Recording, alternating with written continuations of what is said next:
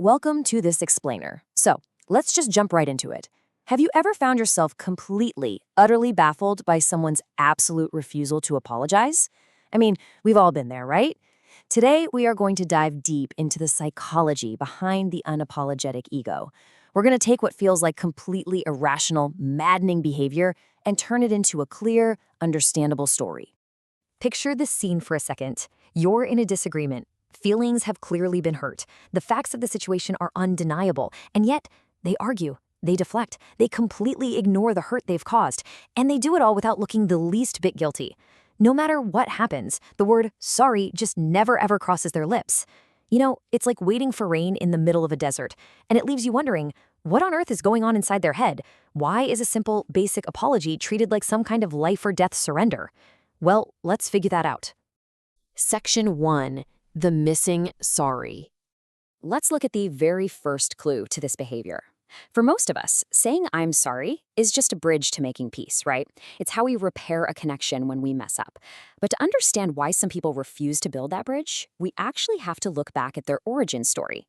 See, growing up, most of us learned accountability. Mistakes were treated as normal, everyday learning opportunities. But the chronic non-apologizer, they often walked a path of pure defense and survival. If you grew up in an environment where mistakes were punished harshly and vulnerability was treated like a disease, you never actually learned accountability. You only learned how to survive. So for them, saying sorry doesn't mean making peace at all. It feels like losing. It is the ultimate admission of defeat.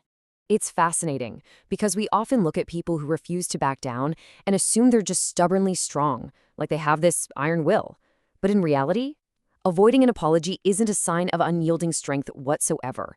It's actually a glaring red flag of profound weakness and fear. They're walking around wearing incredibly heavy emotional armor, and they are absolutely terrified of taking it off. That brings us to Section 2, the fragile ego. So, what is actually driving this massive fear of appearing weak? Well, it boils down to an incredibly fragile identity, one that depends entirely on being right all the time. Think about it. When a healthy brain messes up, the internal monologue is pretty simple. Whoops, I made a mistake.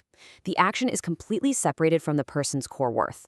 But for the fragile ego, a mistake feels like a literal existential threat. Their brain goes into overdrive, telling them this threatens who I am.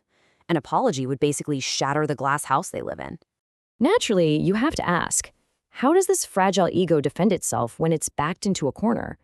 Instead of just saying sorry, they deploy these desperate, frantic ego protection tactics. They'll shift the blame onto anyone else. Heck, usually onto you. They'll completely rewrite history to make themselves the victim, or maybe even the hero of the story. Or, perhaps most maddening of all, they'll just pretend nothing happened at all. Now, from the outside, this looks like pure arrogance, but functionally, it's just a desperate, scrambling attempt at emotional survival. Moving right along to Section 3, Main Character Syndrome. As we dig a little deeper into their psychological profile, we start seeing that many chronic non-apologizers show some pretty clear narcissistic traits. We're talking about a distinct lack of genuine empathy, paired up with a relentless need for control and an insatiable drive to just always be right. Because they genuinely lack the emotional wiring to truly feel your pain, they honestly don't believe they're wrong. Or, even more shockingly, their logic might twist so far that they convince themselves you actually deserved the mistreatment. I want you to imagine living inside a movie where you are the star, the director, and the heroic lead, all rolled into one. In their world, they are the main character. And you? Well, you're just a background actor reacting to whatever they do. And let's be real, background actors don't get apologies from the star, do they? In this deeply self-centered script they've written for their own lives, authentic apologies simply do not exist, because your feelings were never actually part of the plotline. Next up, Section 4. Emotionally stunted adults. Here is another incredibly critical piece of the puzzle. Some of these individuals simply never grew up emotionally. They struggle heavily with the absolute foundational building blocks of adult relationships. They literally cannot bear the burden of taking responsibility. Processing their own guilt? It's way too overwhelming. And handling uncomfortable emotions is just completely off the table for them. You see, saying sorry requires you to actually sit in the uncomfortable reality that you caused someone else harm, and they just do not have the emotional stamina for that. Think about how a mature adult handles things. When presented with a situation that demands an apology, they face the discomfort head-on. Sure, it's not fun, but they do it. But the emotionally immature person, they react exactly like a child caught with their hand in the cookie jar. They completely shut down, avoid the issue entirely, or suddenly try to change the topic to literally anything else. It is quite literally a form of arrested development playing out right in front of you. Which leads us to Section 5, the power play. This builds into what is easily the most manipulative motive we've covered today. For some folks, withholding an apology is actively weaponized to establish dominance.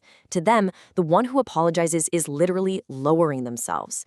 Now, healthy relationships use apologies to equalize things, to level the playing field, but these individuals view relationships as a strict, rigid hierarchy. So here's the crucial point. By refusing to ever say sorry, they maintain dominance. They force you to come to them. They keep you desperately chasing closure, which keeps them sitting very comfortably on the throne.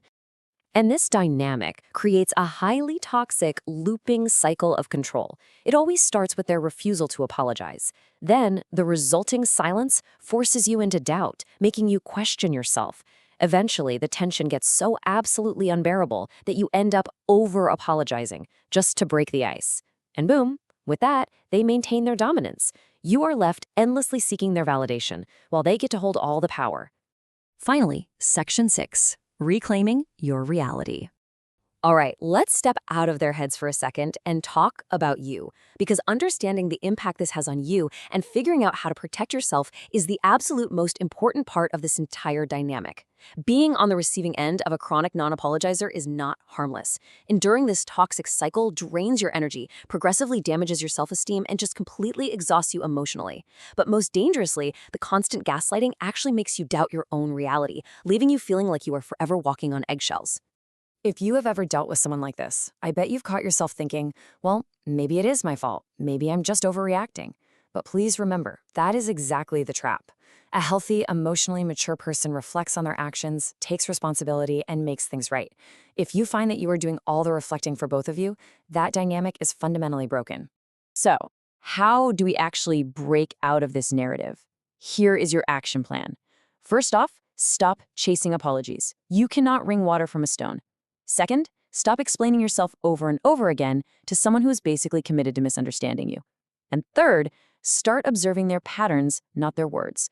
You cannot force an apology from someone, but you can assert your own boundaries by focusing on their behavioral patterns instead of waiting around for words they are never going to speak. Actions will always reveal what apologies never will. And this brings us to a really profound realization. People who never apologize aren't always evil masterminds, but they are almost always emotionally unsafe. Recognizing that they are emotionally unsafe is your ultimate aha moment in solving this psychological mystery. Because once you see it, it frees you. It frees you from the need to somehow fix them or force them to finally see your side of things. If they refuse to read a script where accountability exists, then you have to take the pen and write your own ending. Stop expecting closure from them and start giving it to yourself. True, lasting peace doesn't come from that elusive apology you never received. It comes from knowing your own worth. Which leaves us with one final, pretty provocative question to ask yourself today. Are you going to keep waiting around for an apology that's never going to come, or are you finally ready to just walk away from the desert?